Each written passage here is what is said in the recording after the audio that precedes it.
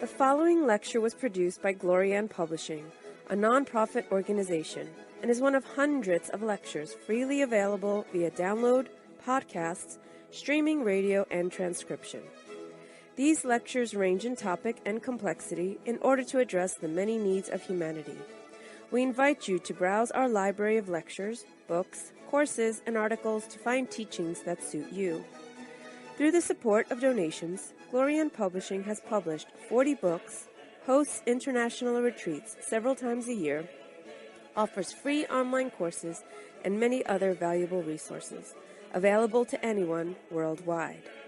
All of this has been made possible by the financial support of listeners like you. Your donations make it possible for this free public service to reach thousands of people every day. To make a tax-deductible donation in any amount, even anonymously, visit gnosticteachings.org. Now, with heartfelt wishes for the end of suffering for all creatures, we begin the lecture. May all beings be happy.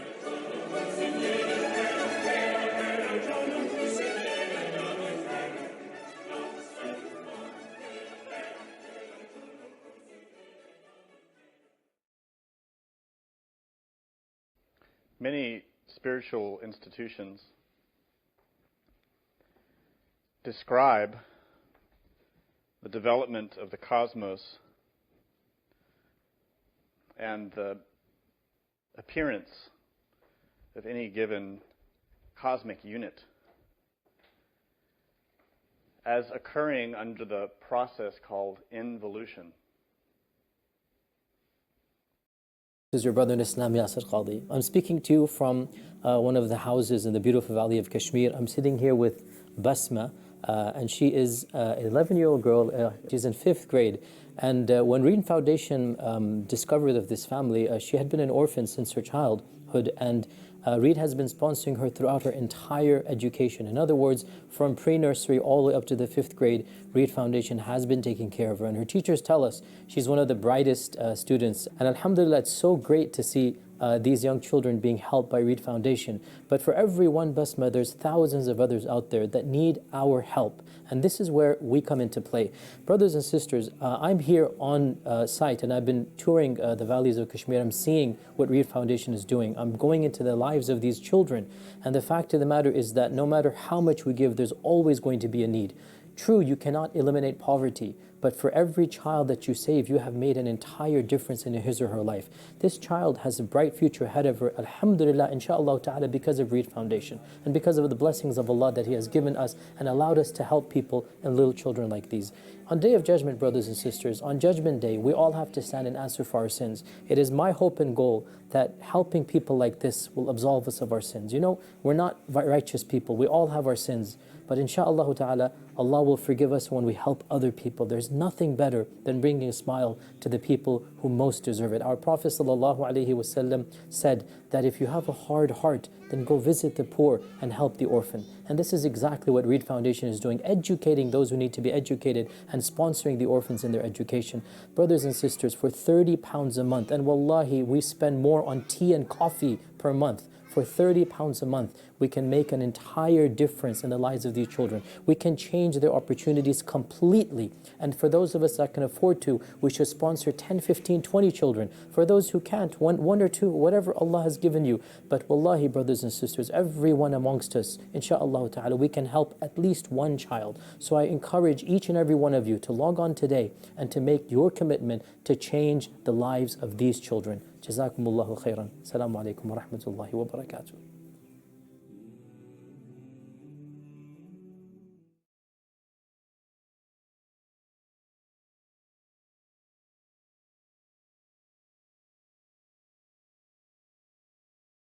No one sets out to become a refugee. One moment you're in the comfort of your home, like you are now. The next, you must decide. Stay amidst danger or leave for a chance to find safety. Right now, there are more people displaced in the world than ever before. Please donate now to help UNHCR deploy tents, blankets, kitchen sets, and money for essentials. Giving says, we are with you in this time of need. Please donate today.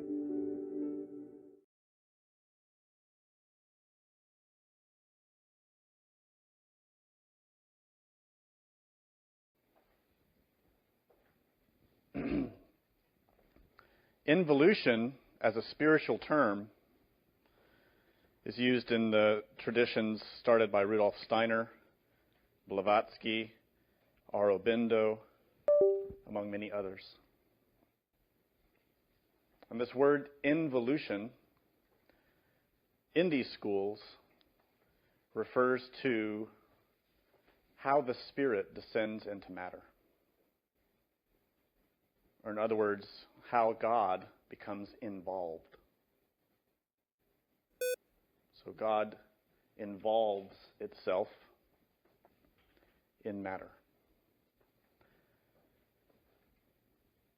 In the Gnostic tradition, we also describe and study this process of involution, or how the Spirit descends and manifests everything that exists. Involution, then, is the process by which Spirit, light, Christ, condenses itself and creates. That light is the light of the Ein Sof, which appears at the very top of the glyph of the tree of life. And the tree of life itself is a map or a diagram that illustrates the condensation of that light into deeper and deeper levels of materiality. At the very peak, at the top, beyond the Ein Sof is the Ein. The Ein Sof is that womb from which the light emerges, the Ein Sof Or. The Ein Sof is the star itself, the being. Intelligence, primordial intelligence, which expresses itself and gives rise to existence. The Ein Sof is unmanifest. When it enters manifestation, we then see the appearance of the tree of life. The tree of life, or the Kabbalah, is a series of spheres which represent the multidimensionality of existence. The topmost spheres are the most rarefied, the most subtle, the most supreme levels of manifestation. These levels of existence exist far beyond the intellect, far beyond the personality, far beyond the I. These top three spheres, Keter, Chokmah, and Binah, in their synthesis are the cosmic Christ, the light of love and wisdom, intelligence, understanding, the crown of life. And this primordial light, this ray, extends itself and unfolds all the universes, all the infinites, all the galaxies, all the solar systems. So in the heart of every existing thing is that light. We also call that light consciousness. We can also call it mind. But it is not consciousness or light or mind in the way we think of it, in the way we experience it. It is far beyond that. These dimensions unfolded on the tree of life can be related or understood when we understand how modern physics presents its understanding of light. When we know that the tree of life is an unfolding of light into multidimensionality, and then we reflect upon the spectra of light, then we can see that there's a relationship. That we as physical organisms perceive only visible light, which is an incredibly narrow band of a vibration of light. a particular wavelength, which is very narrow in comparison with the extent of light that scientists have measured thus far. This begs the question: if we only perceive a very limited band of visible light, but yet within that band we perceive existing things, then would it not also be true that within the other regions of light there are also manifested existing things that we do not perceive? This is precisely what the Tree of Life illustrates. Physical light, visible light, corresponds to Malkut, the physical world, which is the lowest sphere of the 10 spheres. In other words, it's the most dense, the most material, the third dimension, which is this dimension that our physical bodies exist within. Above that world, the physical world, the third dimensional world, are the fourth, fifth, sixth, and seventh dimensions, which correspond to wavelengths of light that at the moment we don't perceive, but that nonetheless exist. Likewise, in an inferior level, below this physical dimension, there is a short range of light, which we also do not perceive directly. And this corresponds to what in Hebrew is called klipot, or in other words, hell, the inferior worlds. All of these worlds, all of these levels of existence come into existence because of that ray of creation that involves down the scale of materiality. And as that ray descends and the notes of that octave become deeper, the number of laws that enforce themselves also increase. In this physical world, we're ruled by 48 laws. In other words, all the laws that are above us, plus the laws of this realm, are enforced here. But in deeper levels, there are more laws. And so things are more complicated, more dense, heavier.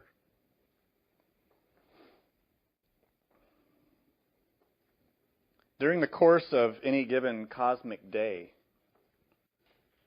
we see that the light emerges. There is a dawn. The sun rises, the light expands, and manifestation expands. And then the day passes into evening, and the light begins to withdraw until night arrives. And then the light is gone. When we look at a physical day on this earth, we see how the sun rises, reaches its zenith, and then descends until it passes from our sight and there's darkness. The cosmic day is exactly the same. But in these spiritual schools that describe the process of involution, they assign this term involution to that unfolding of light, to the rising of the sun and the cosmic day, when all the light of the Christ expresses itself and illuminates all the dimensions, illuminates all the worlds.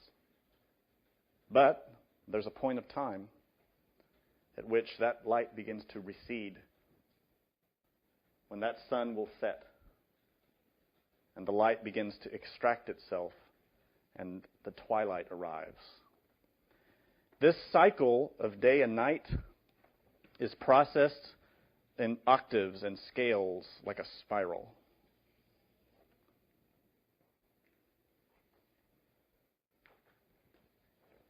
These scales, these processes are reflected in birth and death. They are reflected in the movement of our heart, of our blood. The pumping of the heart and the distribution of the blood is a form of day and night. The movement of our breath, inhaling and exhaling is a process of birth and death. Here we see in every level of nature this fundamental axiom, this fundamental duality upon which all of nature depends. Thus, when we look at this process of involution, we have to understand that it has two faces.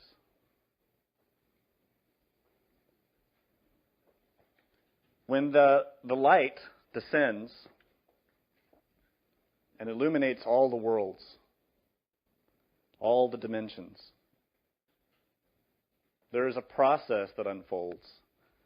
The light from the seventh to the sixth, and the sixth to the fifth, and the fifth to the fourth, and the fourth to the third. That consciousness or that light is bringing life with it. Without that life, there is no life. Without that essential light, there is no existence.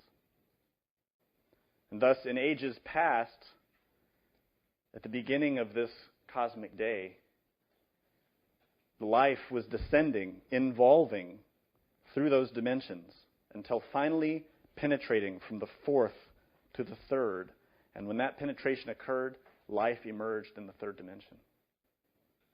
And all the life forms emerged and were animated. Movement began.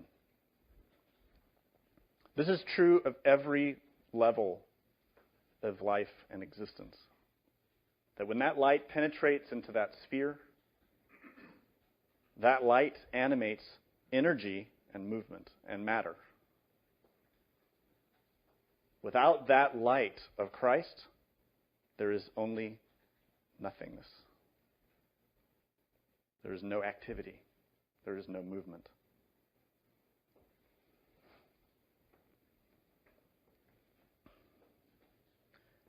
When that light stimulates movement in a given realm,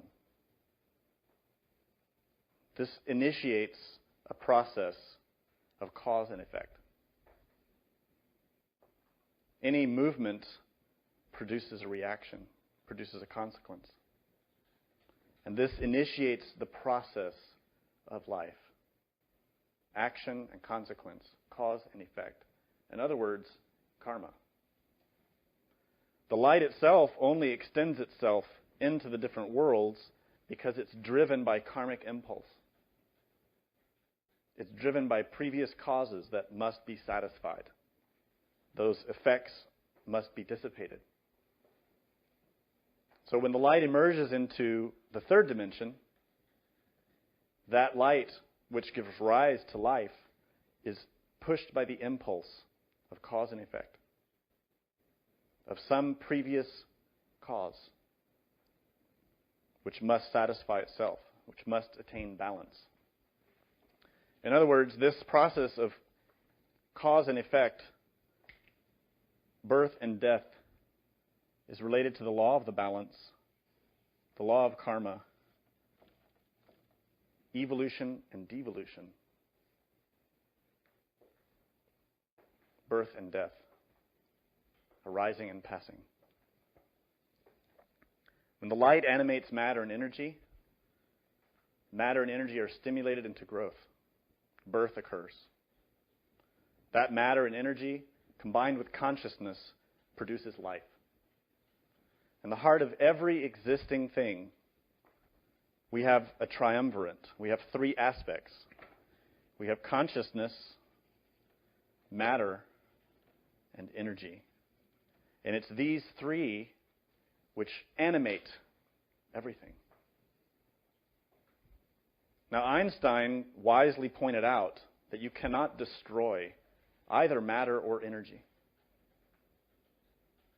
You can only manipulate them or modify them. One becomes the other, and likewise. If you destroy matter, it becomes energy. Energy applied becomes matter. And this is a reciprocal relation. But the point of balance between the two is consciousness. Will, in other words. An atom, a simple atom, has will. has consciousness. And this is something that quantum physicists have discovered and have measured and analyzed. Quantum mechanics does not ignore that atoms have a form of intelligence. This is why quantum mechanics is quickly moving into a mystical realm, because their former materialistic theories can no longer answer the questions that are being posed by their experiments. Therefore, if a simple atom has consciousness, then what about that which the atom constitutes? All the organisms that are made up of atoms must likewise have intelligence, consciousness, will. Yet, its will, the will of any organism, is relative to its level. The will of an atom, a physical atom, is limited to its level. And thus, when we look at this physical world, the sphere of Malkut, the third dimension, we see a vast array of organisms, from the very simple microbes all the way up to galaxies, to infinites. And across that huge scale, there are many organisms, and all of them have consciousness. They all have matter, they all have energy, they all have consciousness. Thus, they all have will, but at their level.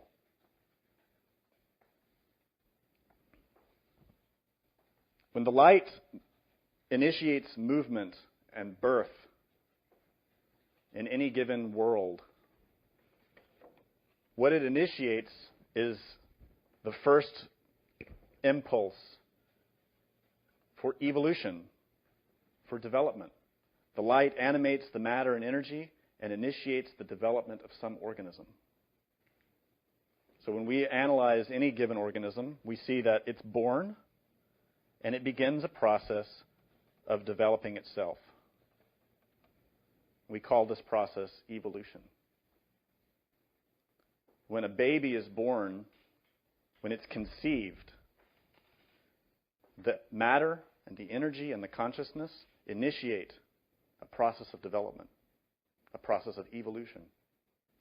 Birth occurs, and then that child begins to grow. Eventually, that child will reach its zenith. And that child will begin to age. Will become an older person. Will begin to decay and then die. That process from the zenith to death is called devolution.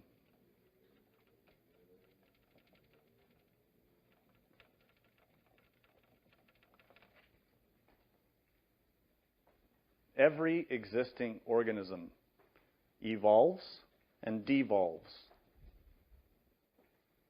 Everything that exists is born, grows, develops, and becomes more complex. Reaches its pinnacle in its given level, and then begins to decay and die. Nothing in this material world escapes this law. Nothing. Therefore, it's important for us to comprehend evolution and devolution in all its many octaves.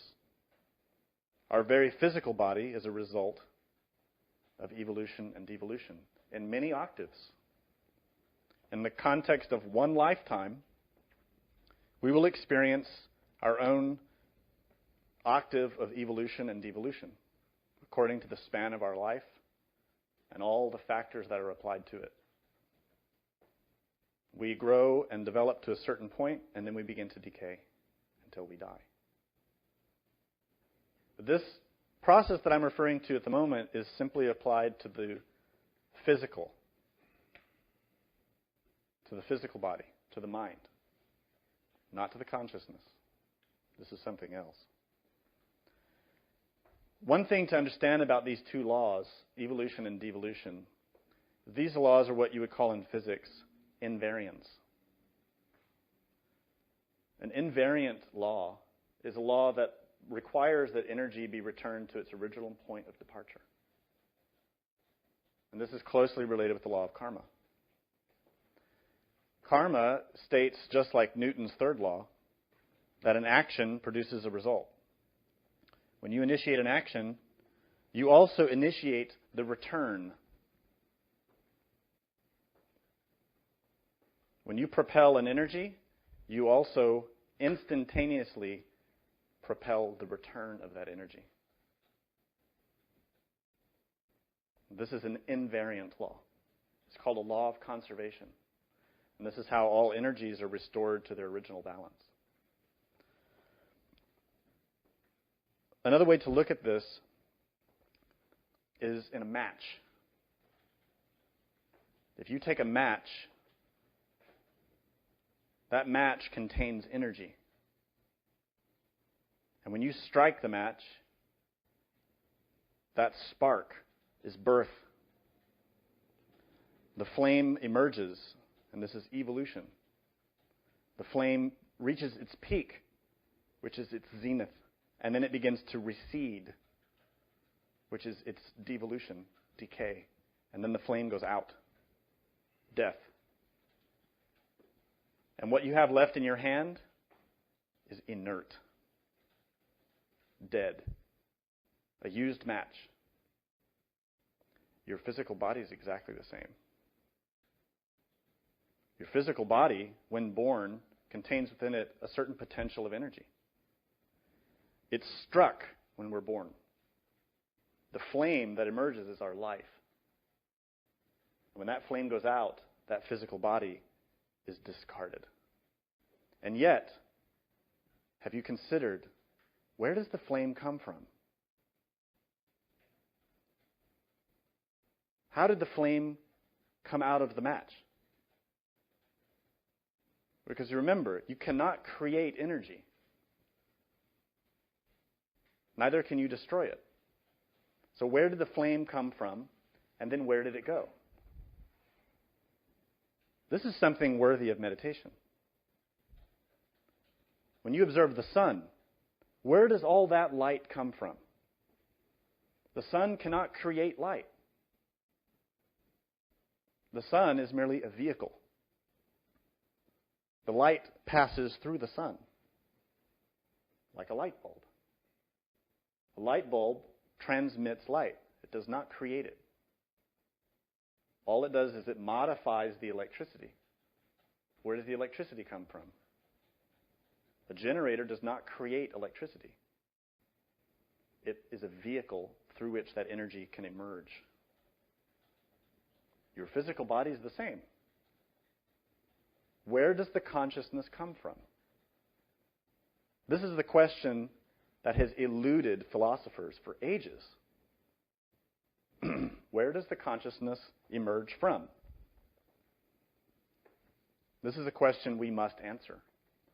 Because all of us, without exception, according to the law of invariance, will die. This is unavoidable. The physical body that you have will exhaust its given energy, and it will die. Where will your consciousness go? Where will that flame recede to at that moment? The purpose of gnosis is to prepare for that. To prepare your consciousness for that moment.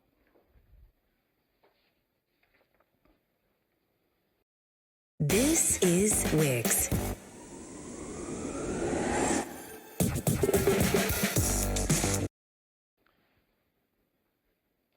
Every element on the wheel of existence is subject to evolution and devolution, to growth and development. All of us, without exception, according to the law of invariance, will die. This is unavoidable. The physical body that you have will exhaust its given energy, and it will die. Where will your consciousness go? Where will that flame recede to at that moment? The purpose of gnosis is to prepare for that. To prepare your consciousness for that moment.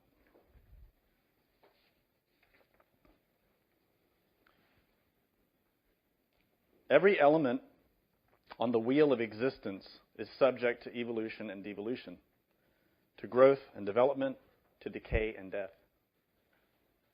That wheel is symbolized in the 10th arcanum of the Tarot, which is called retribution, and shows a great wheel.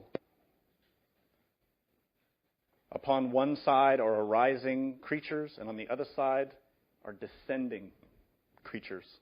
Now, the same is seen on the Bhavachakra, the wheel of samsara of Buddhism.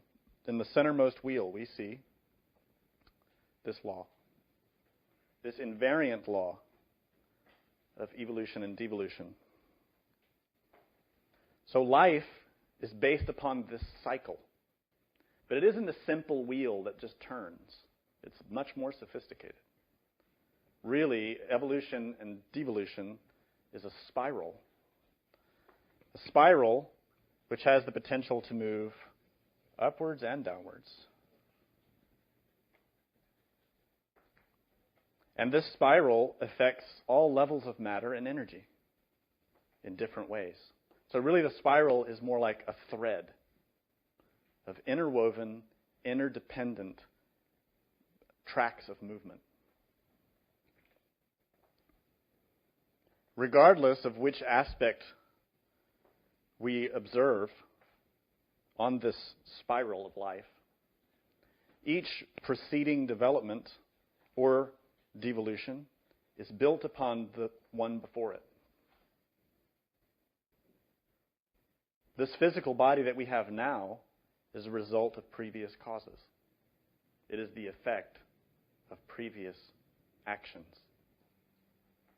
Each development, each position in this wheel is built upon the one that came before it.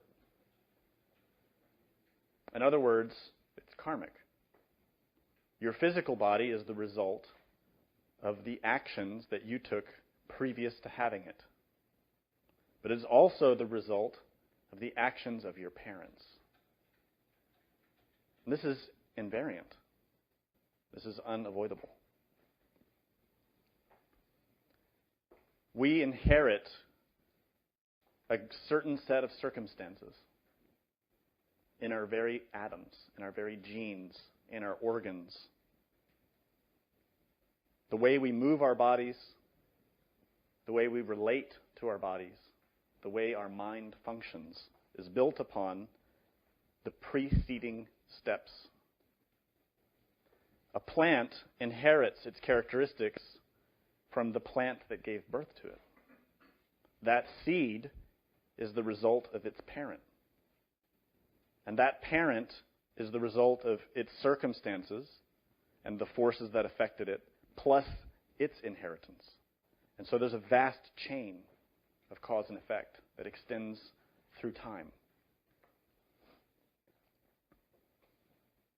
This is what people commonly think of when they think of evolution. That all of the races and creatures and beings and plants and animals are on this constantly ascending movement of evolving life. And that by the process of natural selection, every race, every species is gradually getting better. But this is a lie. It's a lie because there's no evidence to support it in many levels. Samael Aun wrote a book entitled Gnostic Anthropology, which indicates and points out very clearly and precisely many of the problems that exist with this theory of evolution, which is posited by modern materialistic scientists. And we don't have time in the lecture today to address all of them. What's important for us to address is that just the same as any given entity in any point in time can be in a process of growth, any given entity can also be in a process of decay. And the same applies to a species. Natural selection does not necessarily apply to everything.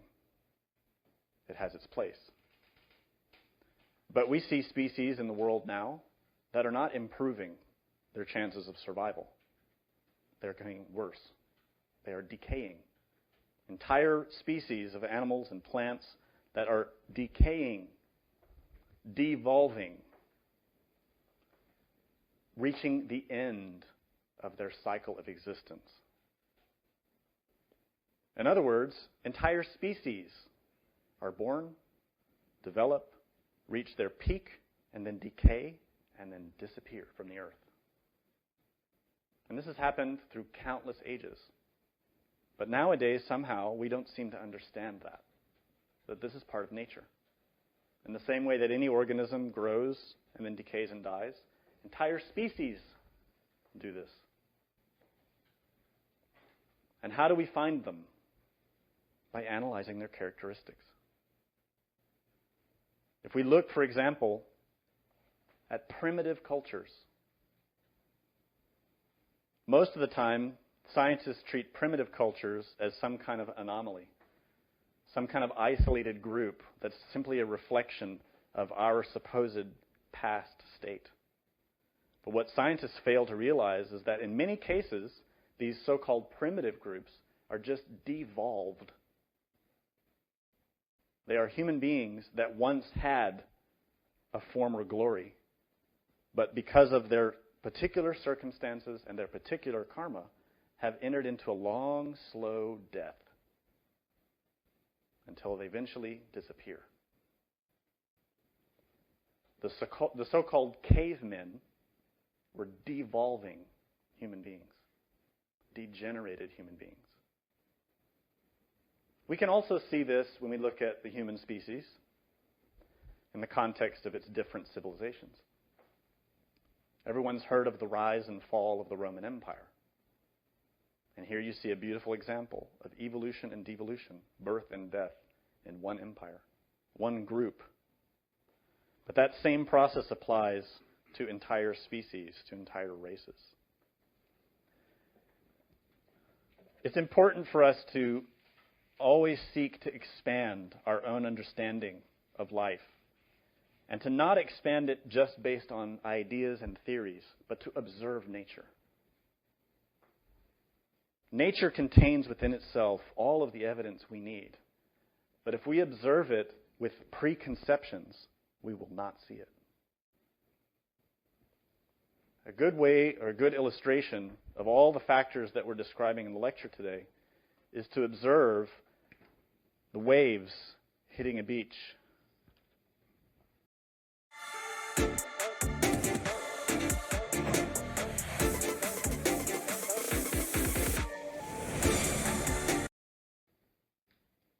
The waves that hit a beach are a beautiful illustration of the cycles and processes of evolution and devolution. If you imagine a wave and you remember observing waves, you see that they have enormous characteristics. They can be very calm and mild, and they can also be very ferocious and very powerful. But their movements always change. And this is how life is. When we describe this wheel of evolution and devolution, we're describing a process of constant change,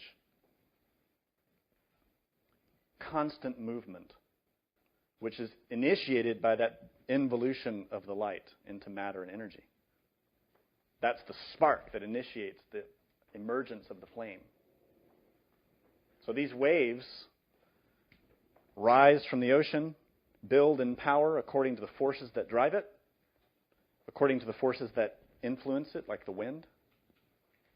And then those waves decay and die. But a wave is made up of particles. Many particles of water and many other elements that are mixed in. This is what a species is.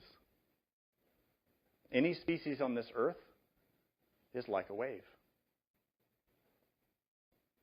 It is a group of particles which, driven by forces and impulses, rises according to the strength of the forces that push it.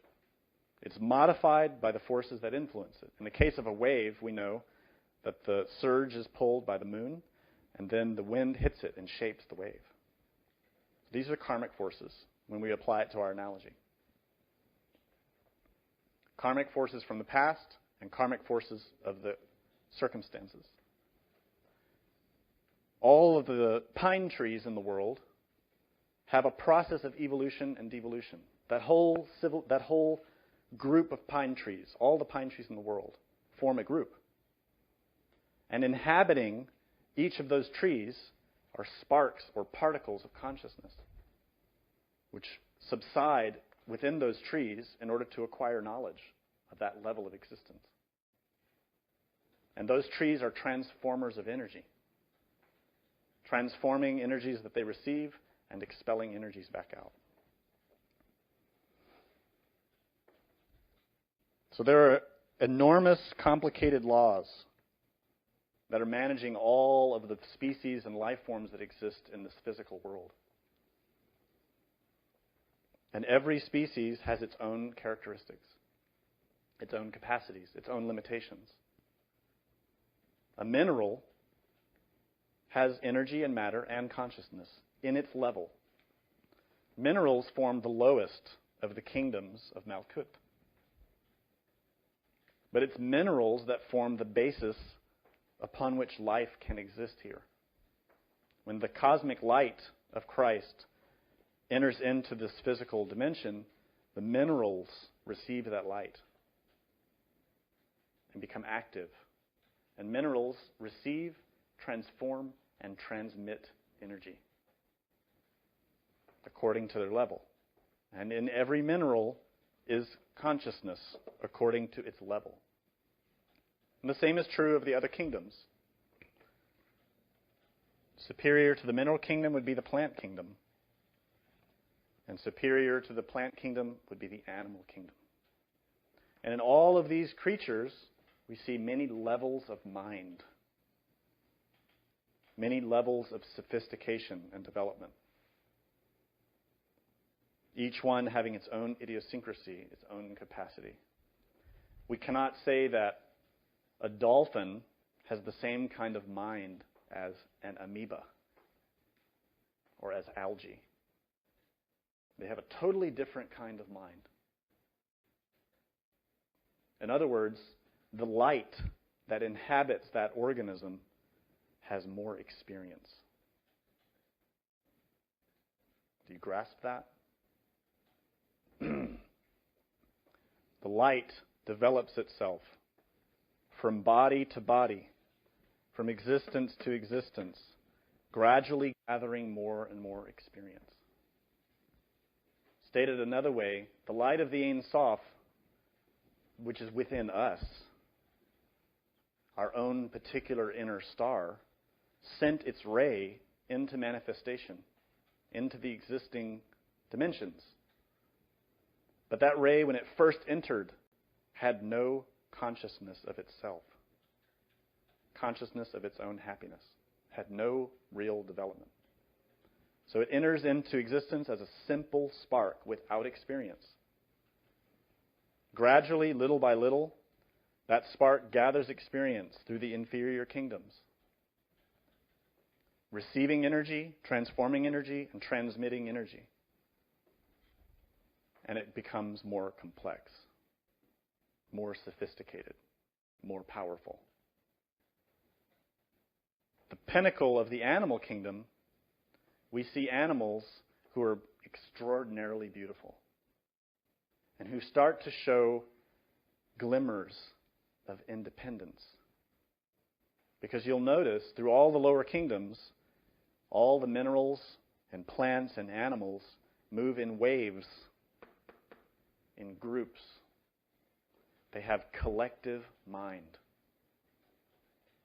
They have organisms that have been provided to them by nature, and they are moved in groups in order to learn as a group, as a collection. The same way that a plant releases seeds, it releases hundreds of seeds over the course of its life. But how many of those seeds will actually give birth to a plant? In the same way, nature gives birth to hundreds of species and hundreds of individuals in each species. But how many of them will actually develop?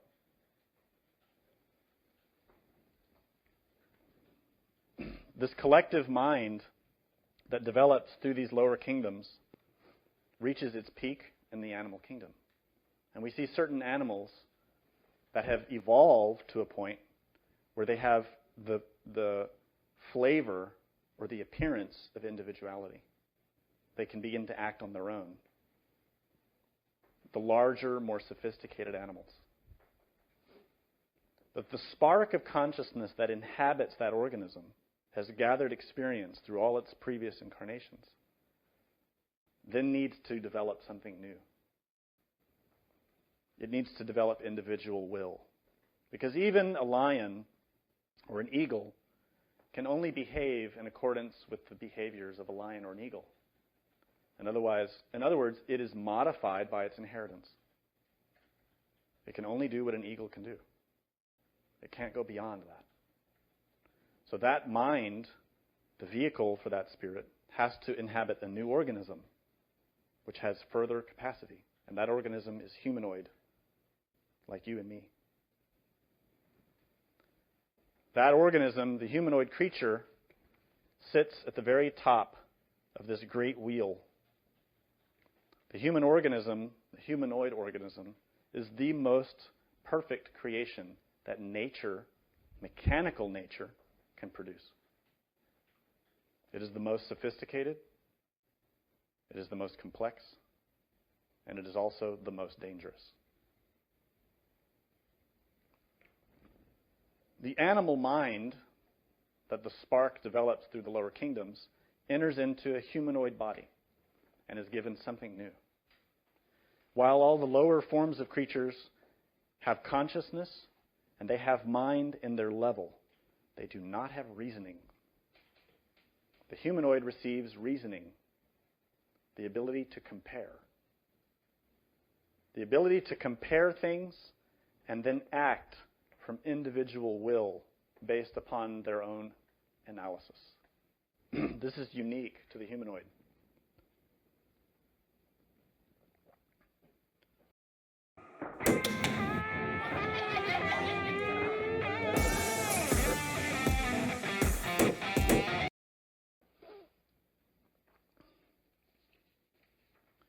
In other words, what we're saying is that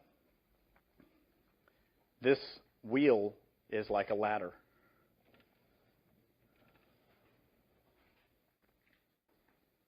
It is a ladder of many levels of beings, of organisms, that the spark of light, the consciousness, works through little by little to gather experience, to prepare itself, until the moment arrives when nature bestows upon it reasoning. A mind that has that capacity. Why? Why would that happen? Here is where you may find a little difference between the teachings that we study in Gnosis and the spiritual teachings that are studied in most other schools. Most of the schools that teach about involution state that humanity is on an eternally ascending slope and is gradually just getting better and better. And gradually, little by little, will return to the light. In the same way that the light is returned at the end of a cosmic day. That the spirit will draw back its consciousness. And then we will go back as spiritually enlightened beings. This is what many of these schools state. This is a very New Age idea.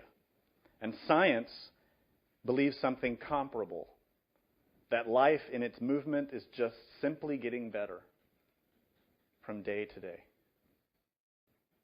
And yet there's no evidence anywhere to support these beliefs. None. When we sincerely look at the state of our world, we can see that in fact, this entire planet is in a process of decay. But most especially the humanoids, us. We are diseased. We are not spiritually evolving. We are spiritually devolving. Stagnant, in other words. Because when we reach this humanoid kingdom, in order to advance, to enter into a more superior level of life, this cannot be done mechanically. Nature does not automatically create angels and masters and Buddhas. If it did, there would be millions of angels and masters and Buddhas among us right now. But we don't see that.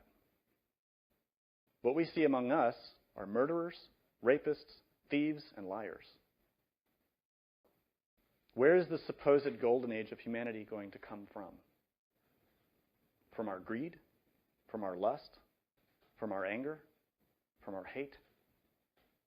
How can a golden age emerge from this society that values money over a life? That we will kill for paper. How can a golden age emerge from that? How can a spiritual master emerge from someone who's consumed with envy, with jealousy, with pride? It cannot.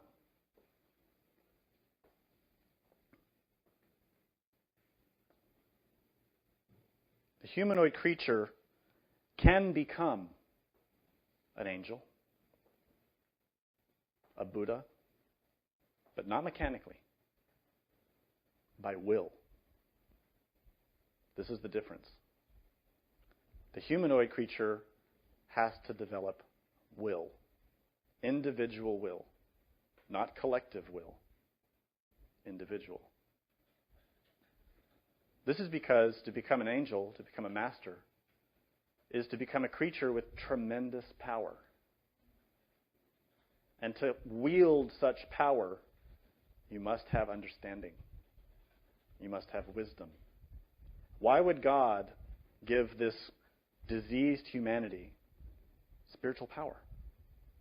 This humanity that only wants to conquer, to crush, to take.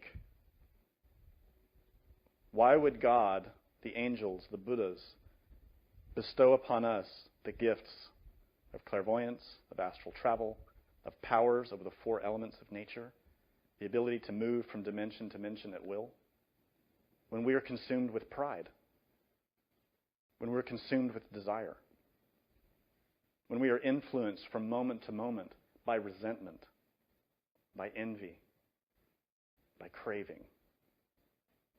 This is an impossibility. You as a parent would never give your angry child a gun, because you know that that angry child would turn on you. God is the same, but much more intelligent. Therefore, it's required of us that if we want to develop, we have to do it by will. The development of this light of the Ein Sof comes through knowing itself, comprehending its own self. Knowledge. But conscious knowledge, not book knowledge. Experiential knowledge, awakened knowledge. Therefore, we begin in these studies to learn how to awaken the consciousness so that we can perceive these things for ourselves. We begin by learning how to see our own mind for what it is. It is an animal mind.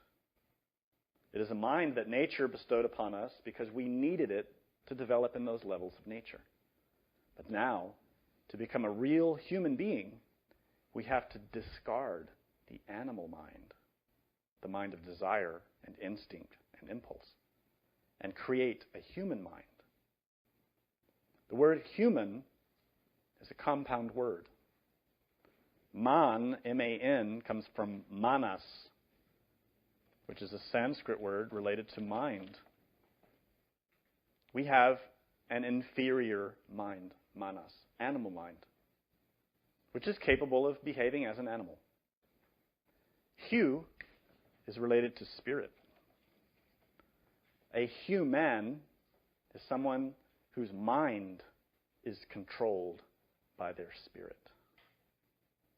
An angel, a master. Someone whose mind is in the service of the Ein Sof.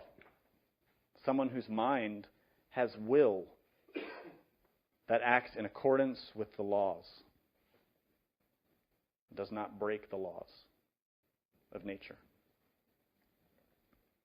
A human being is an angel. A human being is a product of will.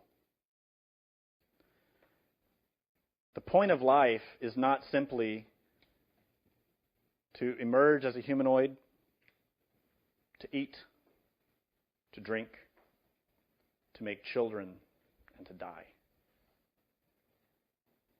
To gather wealth, to try to become famous, only to die. This would be quite useless. This would be very sad. And unfortunately, many people believe this is all life is about. Satisfying all of our desires. Gathering as much money and sexual experience as we possibly can before we die. To acquire as much power, as much pleasure as we can before we die. This is the philosophy of our modern humanity. This is not the philosophy of one culture. This is not the decay and degeneration of one small group. This is the decay of an entire race. Humanity as a whole only believes in desire, in satisfying lust, in building pride, in feeding envy.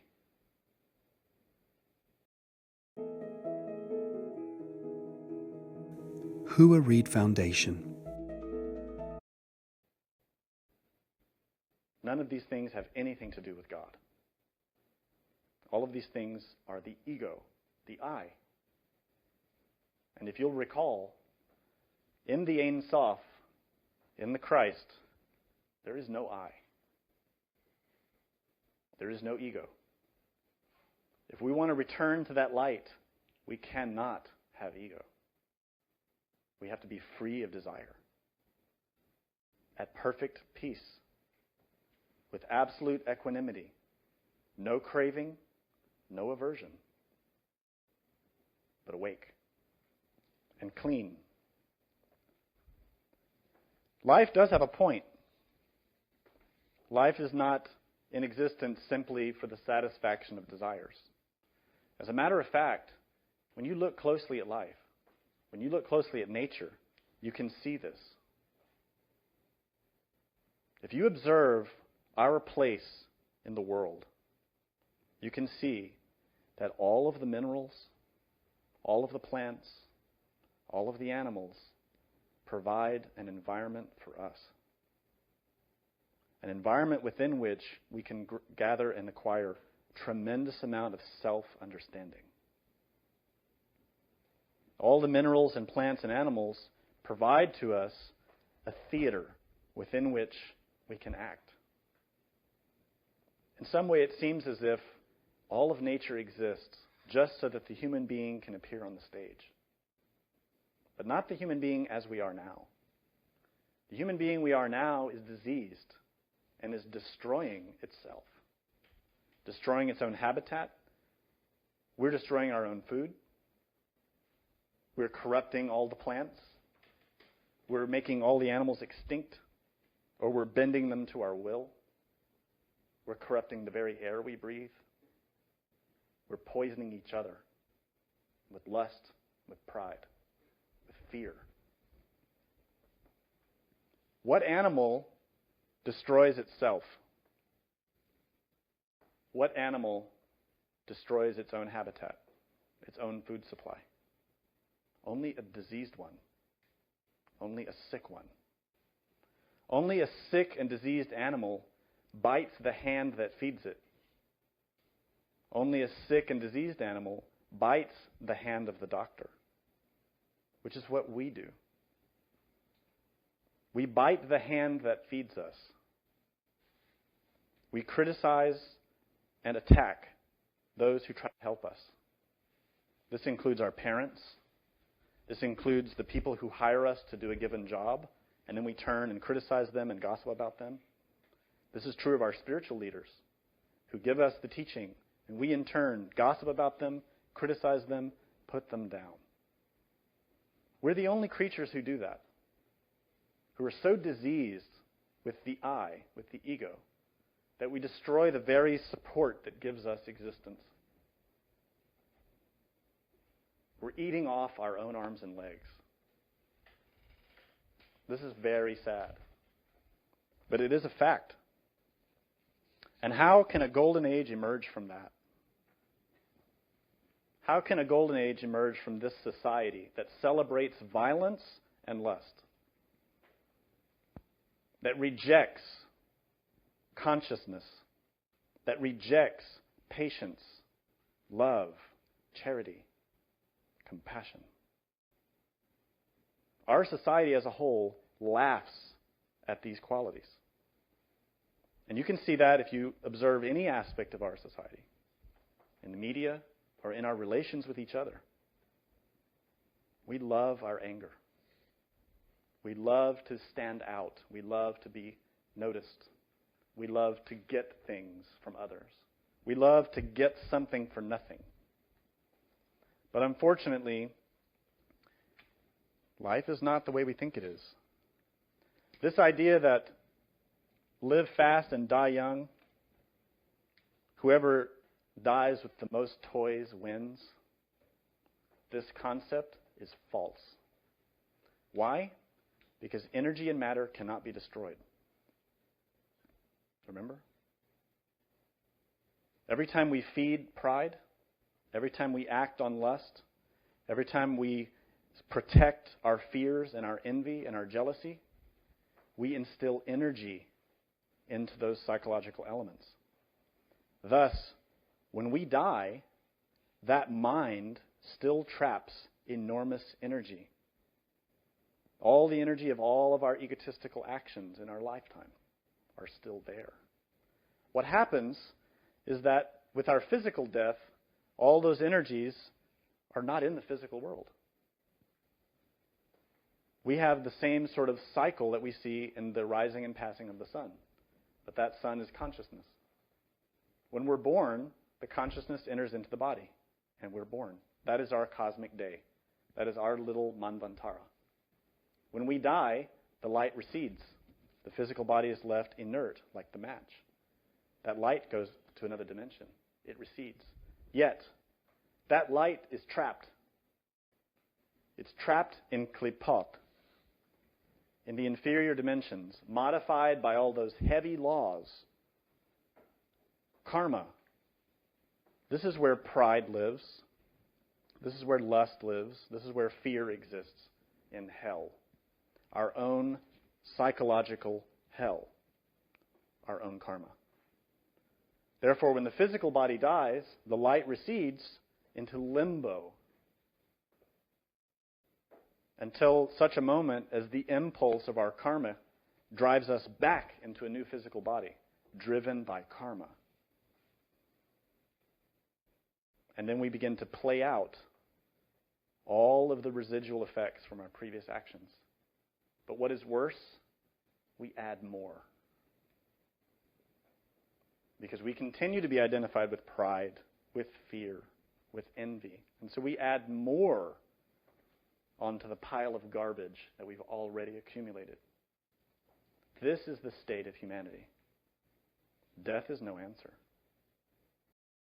So if you got a chance to meet a 94-year-old multi-billionaire, chairman of now over 200 companies that he built from scratch, Death is a change of clothes.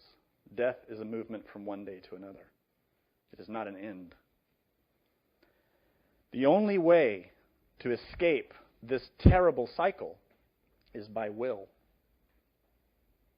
Because unfortunately, as we go from human lifetime or humanoid lifetime from one to another, and we accumulate more and more garbage, we build more pride, we build more desire, we build more lust. That weight becomes so substantial that it sinks. and thus we devolve. But there is a threshold beyond which we can no longer manifest in the physical world because the weight is too much. Then we enter into hell, symbolized by Dante in the Divine Comedy, symbolized by the infernos of all the great religions. Hell, or the inferno, is not a theory. It is nature's recycling plant, where those sparks of light which have failed to develop human will are recycled by nature, cleansed of all of their mistakes, cleansed of pride, cleansed of anger, cleansed of lust. Nature provides that as a gift, but it is very painful. Within that pride is trapped light, consciousness. Within that anger is trapped light, consciousness. If we don't extract it, if we don't destroy that I, that ego, nature will do it for us. This is a form of devolution. When our consciousness, trapped in the mind, is cycled through the process of the second death, which is mentioned in the Gospels. This is very painful and takes a long, long time. It's better to do the dissolution of the I now,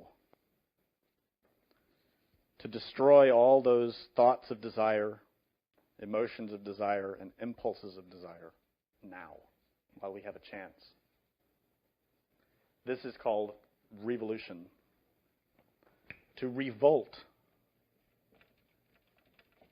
against our own mind, against ourselves. This is what spirituality is supposed to be. An angel is born by will, by a tremendous revolution, psychological revolution. The Buddha did not become the Buddha mechanically just because nature did that. The Buddha became the Buddha by willpower. He had to work. Jesus did not become Jesus because of nature. He became that because of will. Will driven by compassion, by wisdom, by intelligence. The purpose of our lives is to do the same, to revolt against ourselves. When the I is dead, when the I is gone, what remains is the consciousness. Pure, brilliant, radiant, and divine. When the ego is gone, what remains is the light of Christ, according to our own level of development. In other words, a master must master something. A master does not receive that title just like getting a diploma. A master becomes that through works, through mastery. That mastery is mastery of one's own mind, mastery of one's own self, to conquer one's own self.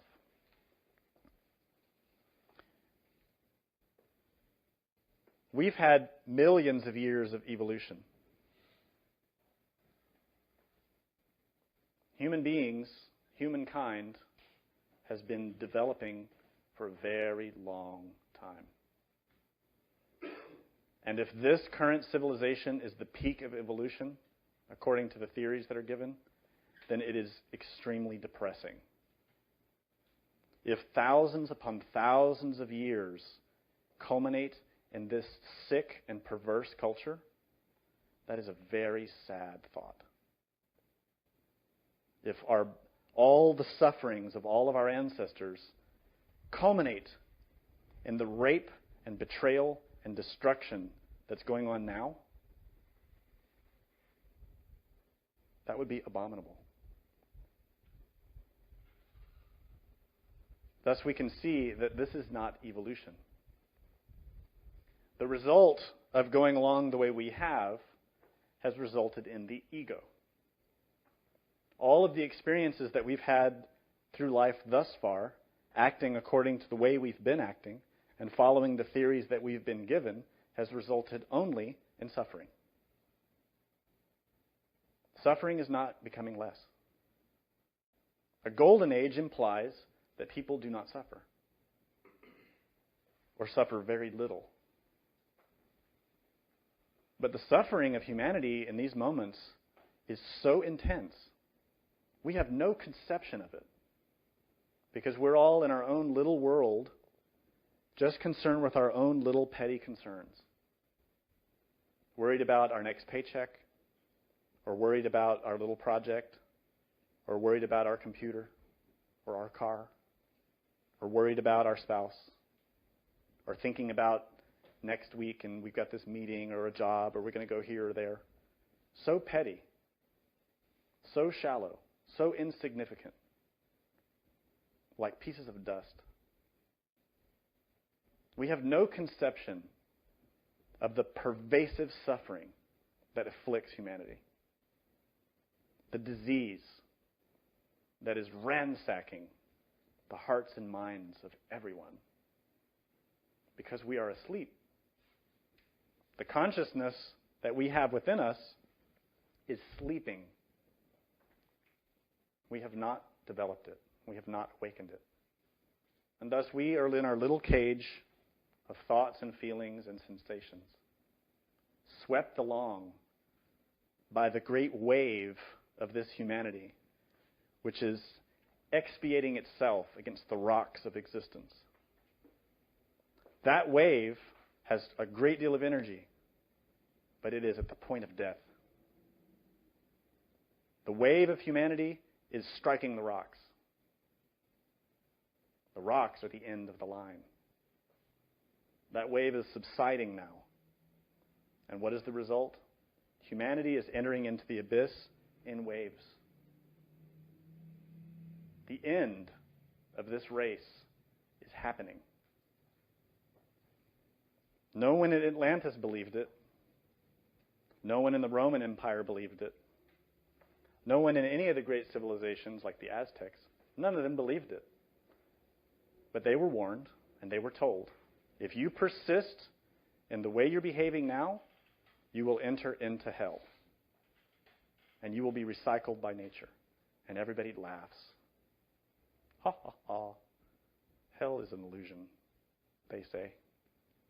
That's all theories, they say. You're just trying to scare us, they say. It's very sad. Humanity being so stubborn, so self-destructive, and so asleep. Fortunately, we still have a few moments to take advantage of this unique opportunity. The only one who can do it is you. I can't help you. No teacher can save you. No school. No book. The only one who can do it is you, yourself. By awakening, by knowing yourself, by changing your bad habits, by learning how to connect directly with your own spark of consciousness and to activate it, to bring it to life from moment to moment in each experience. But whatever you're doing, to become cognizant and in turn to master your own mind. This is a terrible revolution because we are so conditioned by our habits, by our karma, by laziness, by theories, by all kinds of pressures from collective mind. We all just want to go along with life, to just ride the wave with all our friends and with all of our family members, and to just be swept right along. We don't want to go against the current. We don't want to renounce our desires. We don't want to give up fornication.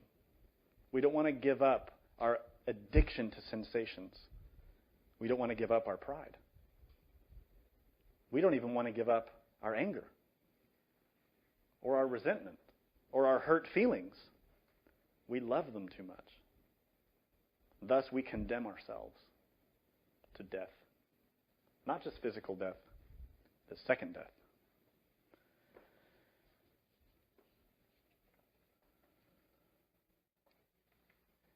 All of our experiences and all of our pain are meaningless.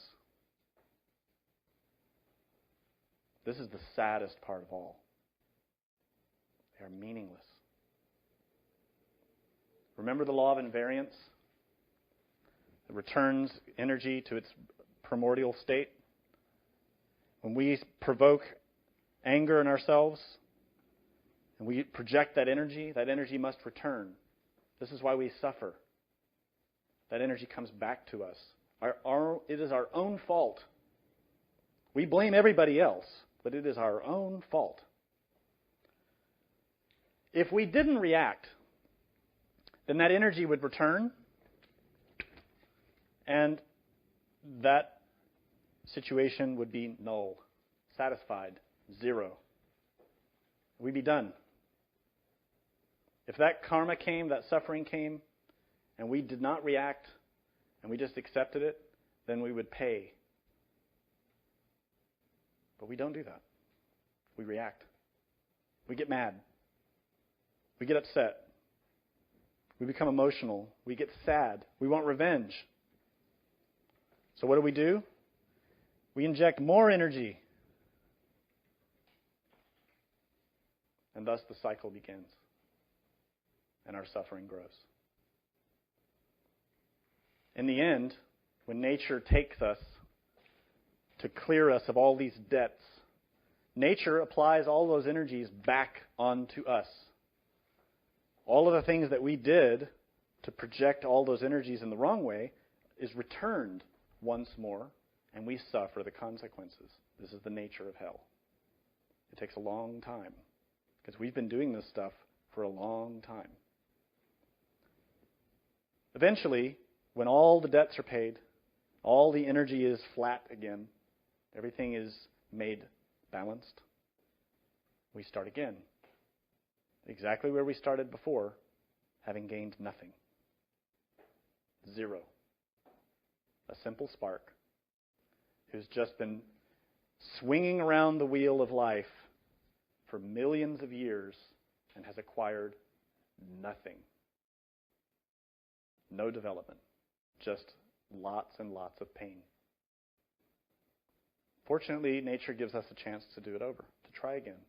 To try to reach a human existence once more, and to try to break free of the wheel of samsara. To become perfected. Yet, we must understand how to do that. All of the vehicles that we receive through the process of transmigrating around this wheel belong to nature. They are lunar, in other words. They belong to Mother Nature, the moon. That includes our physical body. It includes our vital body. It includes our so-called astral body and mental bodies, protoplasmic bodies, bodies that are given to us by nature.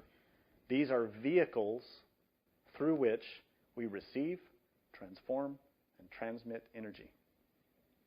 In the same way that the physical sun receives the light of the sun and transmits it, our physical body receives energy, transforms it, and transmits it. The same is true of our mind. The mind is not the consciousness. The mind is a vehicle. But the animal mind is a vehicle that we have infected with desire. It is diseased.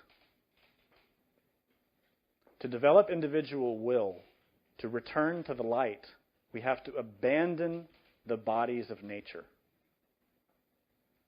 We cannot enter into the light unless we become one with that light.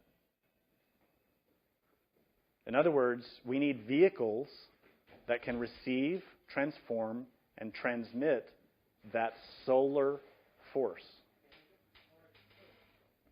We need vehicles that can go beyond the third dimension, that can go beyond the fourth dimension, that can go beyond the fifth dimension, beyond the sixth. In other words, the bodies that nature gives us are limited to their sphere. To go beyond, we need solar bodies. These solar bodies in the Bible are called the wedding garment. They are also called the chariot of Ezekiel. This is the to soma heliokon in Greek, the Merkabah. To accomplish this, we have this great work. The great work consists of three fundamental aspects.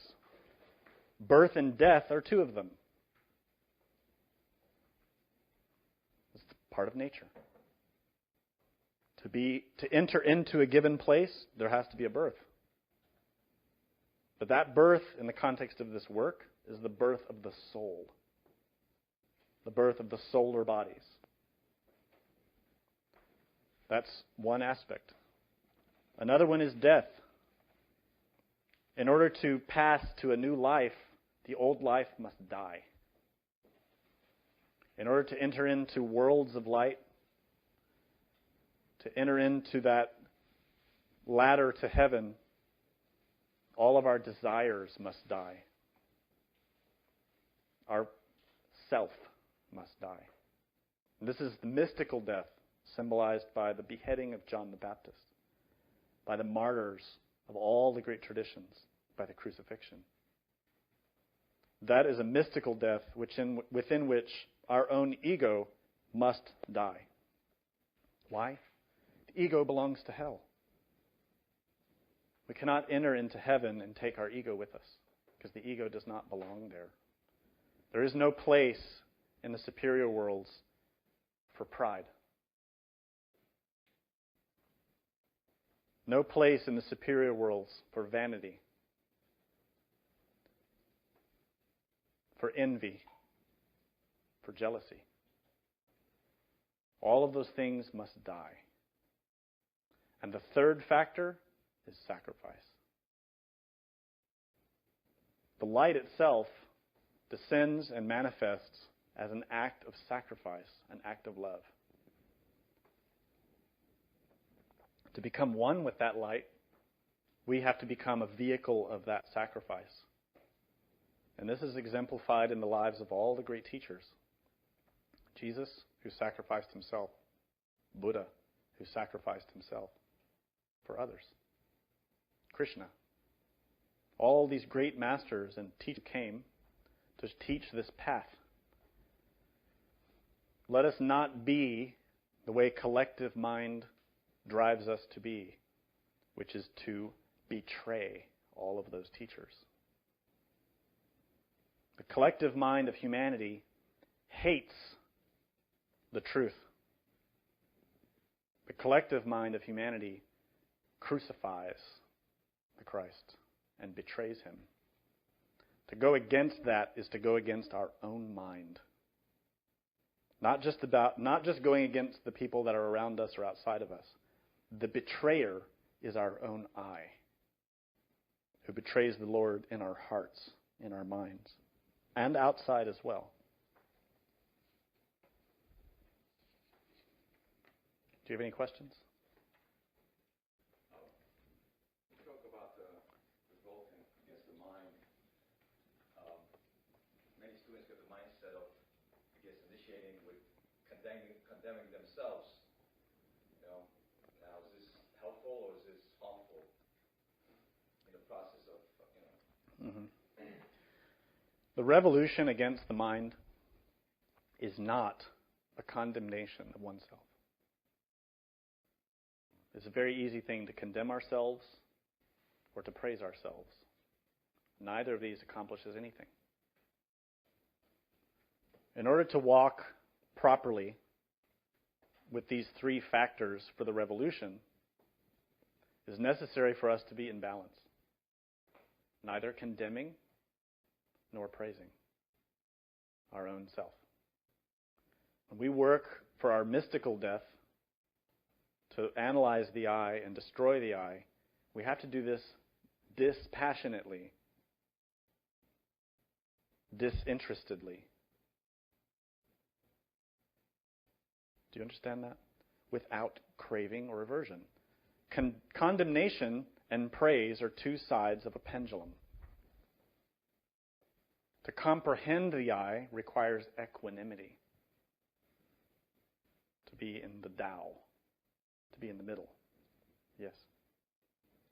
How dangerous is it to transmute, die enough of the ego, kill enough of the ego and sacrifice for humanity, and then receive certain virtues such as clairvoyance? How dangerous is it for the ego to easily use that clairvoyance when it reaches that point? That's a good question. The question is about the dangers of powers when the ego is still alive. This is a tremendous danger. As long as the I is alive, there is a very real threat that exists inside of us. The best approach that we can take is to always doubt everything we see and everything we experience. Not doubt in the sense of aversion. Again, we have this pendulum of craving and aversion. But to doubt in the way of being indifferent. To see something, to analyze it, but to neither accept it nor reject it. To just see it. This takes a lot of balance. It takes a lot of meditation. The problem that we have is that our mind is very reactive. When impressions enter into our mind, they produce impressions. They produce reactions in the mind. So whatever we see, whether it's something from a physical event, like seeing someone who's criticizing us physically, or seeing something in a dream, or seeing something in meditation, the mind reacts. In other words, the ego. We have to always be on guard to not react. Yes? So can I say that whenever we see something, should we conjure it immediately? Not necessarily, because that may be a reaction as well. The best thing to do is to just see things as they are. To meditate. To be at peace. What happens with students oftentimes is that, say for example, you're just walking on the street and you see something that would stimulate lust in you. A common person would drink that impression in, would gulp it down with great ferocity, right? Hungry for that, staring at that person or that image, that lustful quality, to consume it. Most people react that way. But when people hear about these studies and the need to transform impressions, often they react with the opposite. They totally will close their eyes, reject, and run away. In some cases, this is necessary, especially if the impression is very strong. For example, students shouldn't go looking at pornography. This is harmful. But if you're walking down the street and you see something lustful, or if you're talking with someone and they're doing something lustful, you can't necessarily close your eyes and walk away. You have to learn to transform the impression. So another more subtle reaction is that students will learn prayers and conjurations and try to reject that impression mentally. But again, it's a rejection. It's not comprehension. When you learn to really comprehend an impression, that element, say for example with the lake, if you throw the rock, it produces a wave. But when you transform an impression, there's no wave. The rock strikes the water and passes through. No reaction. And you can't fake that. You can't fake it with conjurations and prayers. You can't fake it with attitudes or by turning away. The only way you can do that is to receive that impression but understand it. Controlling the mind and not reacting. This is something you have to teach yourself. And the best way to learn it is to meditate. Because we have the opportunity to learn this right now. In every instant, impressions are striking the mind. Constant, ongoing, always. We're always being bombarded with impressions. So learn to receive them all now without condemning them or praising them, without grasping them or avoiding them. Neither, just being. This is the great value of forms of meditation like Mahamudra, like Pratyahara, the practices in which there is no method. Zen is a beautiful example. You just sit. In the teachings of Mahamudra, or Dzogchen, the student learns how to meditate without meditating. It's called the methodless method. And it's a very beautiful teaching, but it requires a great deal of understanding because it can be misused. And that's why it's the highest of the tantric vehicles in Tibetan Buddhism. And in Zen, they only teach it to qualified practitioners who already have some experience working with the mind. The method basically teaches you to observe the mind as it is, to control the reaction, to not react, to learn to see things as they are, and to go into the depth. This is a powerful technique. But again, in the traditional schools, it's only taught to very experienced practitioners because it's so subtle. But I'm describing it so that you can grasp the flavor of how to transform impressions. If you're reacting either for or against, you're not transforming. Let me give you an example. Impressions of lust are probably the hardest for us to transform when we start out. But if you're a student and you observe a baby, that baby can see a naked woman and not react. It just sees the woman or a naked man. No reaction. No lust. Because the ego has not infected that baby yet. The ego has not corrupted that baby yet. They're still in that phase of development within which it's just consciousness. So you can see we have the ability to see impressions and not react with ego. It is in us. But we have to be using the consciousness, free of ego, to do that. This actually provides a very illuminating example for us. When we look at the progress of a person's life from birth to death, nature recapitulates. Nature always recapitulates. As you remember that we're a product of former movements of matter and energy. So in the course of our own life, there are elements through our own development that are mere echoes of our past existences. Places we go, people we meet, things that we do, experiences that happen. These are all echoes of past existences. And the same is true of thoughts and feelings and sensations. When we analyze the course of our own life, we can receive a great deal of information about the nature of our ego and the nature of our karma. But specifically, if we reflect back to our childhood, we can remember and recall states of consciousness free of ego. And this is invaluable. It's that taste that tells us how to self-remember, how to meditate. Because every one of us, when we were babies, had moments and experiences, egoless, no I, no ego, pure. The consciousness in us is very simple. It is not sophisticated and developed, but nonetheless free.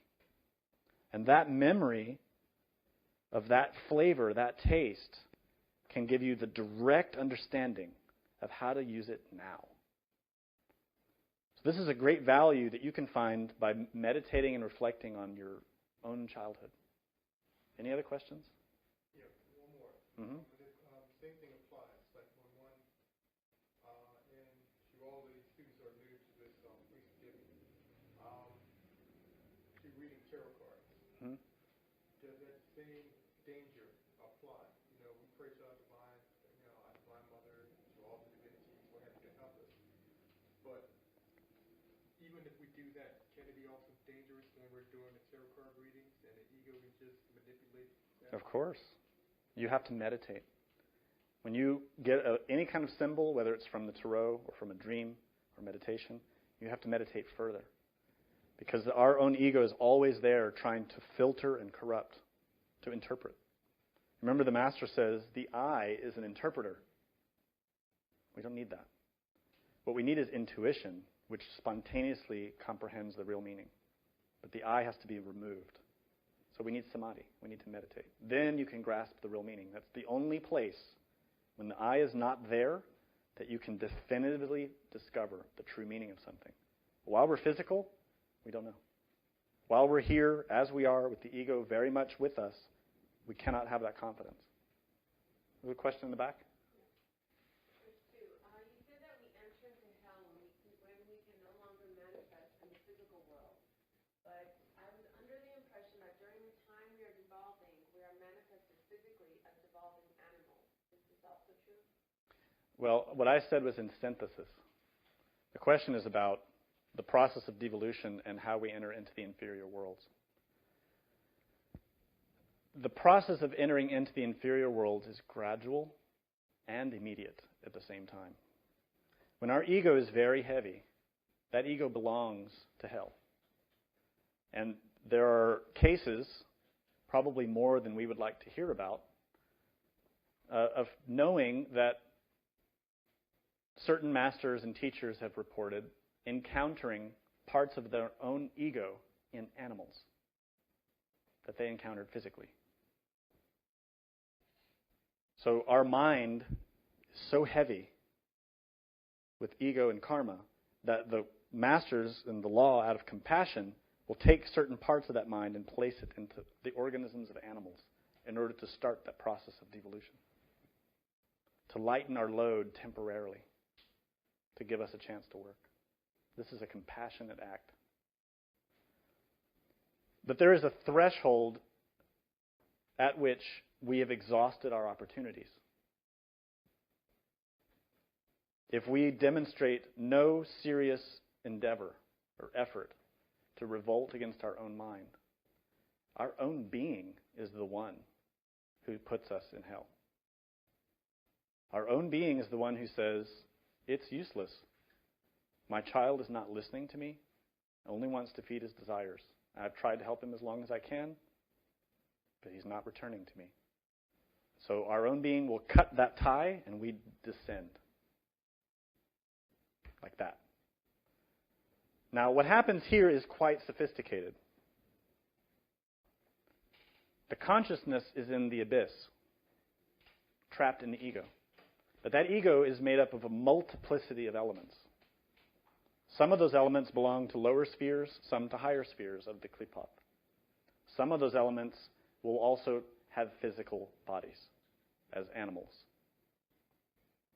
You have to remember that everything in nature works according to laws. And there are multidimensional aspects to everything. The way we explain in these lectures is hugely simplified, because the true function of the wheel is so complex. Remember the example of the wave that I was giving you? If you watch a wave at the beach, can you really understand all the laws and forces that are moving the wave? No.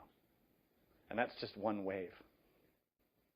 Now try to put into your mind all of the species that exist on the planet, not only existing physically, but they exist in the fourth and fifth dimensions as well. So how is that? Can your mind conceive of that huge, interdependent, interconnected process? So just keep that in mind when we explain these things. There's another question in the back. Are most people alive now at the same stage, at the same part of the wave of devolution, or are some only recently starting in a humanoid body? If so, what happens to them? The human beings, the humanoids, move in waves in the same way that the animals and plants and minerals do. Our current humanity, which is this fifth race on this planet, the Aryan race, is a great wave. That great wave has many components. Again, if you go to the ocean and you see a huge wave, it has a lot of parts, a lot of different sections on the wave, a lot of different components, and that's our race is similar to that. When that wave strikes the rocks, There are some right in the front, and there are some towards the back. The wave strikes with a movement of time, and the same is true of humanity. Many of our brothers and sisters of this humanity have already entered into devolution in the inferior worlds. Many. Many more are behind us. Some of us may be on our last existence. Some of us may have one or two more. But in general, the entire human race on this planet, our human race, our brothers and sisters and mothers and fathers and children are moving as a group, as a herd.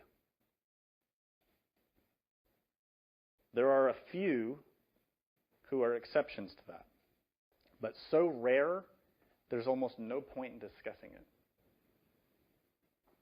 Any other questions? Yes. When people start to dye their hair a certain way, start to wear a certain color lipstick or fingernail polish, wear clothes a certain way, listen to certain types of music, begin to go against nature by cutting off the fallopian tubes or getting a vasectomy. Is there any hope for them still? You know, because we're here and we have the opportunity to die within ourselves. But do they have the same opportunity even though they're at a different level? Every human organism has an opportunity. No matter your state, no matter your karma. If you're in a human body, you can work. Even if you're paraplegic, blind and deaf and dumb, you can meditate because you have consciousness. It doesn't make any real difference in the big picture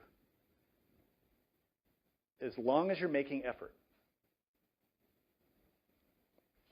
Now, it's true that if you have physical limitations or you have physical damages or you've had problems or circumstances in life that limit your capacities, it will be difficult. But Samael Aun stated very clearly, if you hear of these teachings when you're an old woman or an old man and you no longer have the sexual power you did when you were a youth, don't lose heart. Prepare yourself for your next existence. Learn about yourself. Meditate. Change. All of us can do that. No matter what our condition. Every one of us can change. And that's the great power that's in our hands. That power of will. We can change, no matter our circumstances.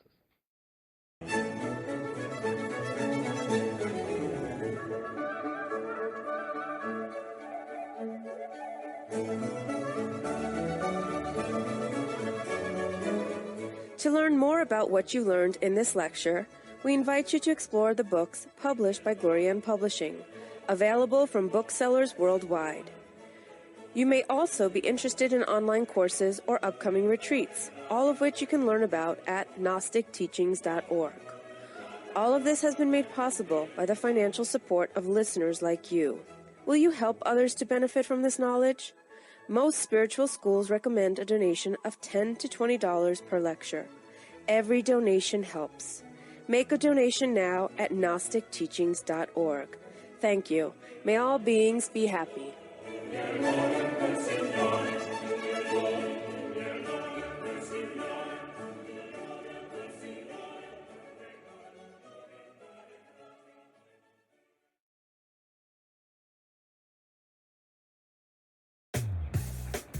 Now means staying connected. Now is a bold new design and technology that helps keep you safe. Secure your Kia Forte today. There's no time like now. Kia, movement that inspires.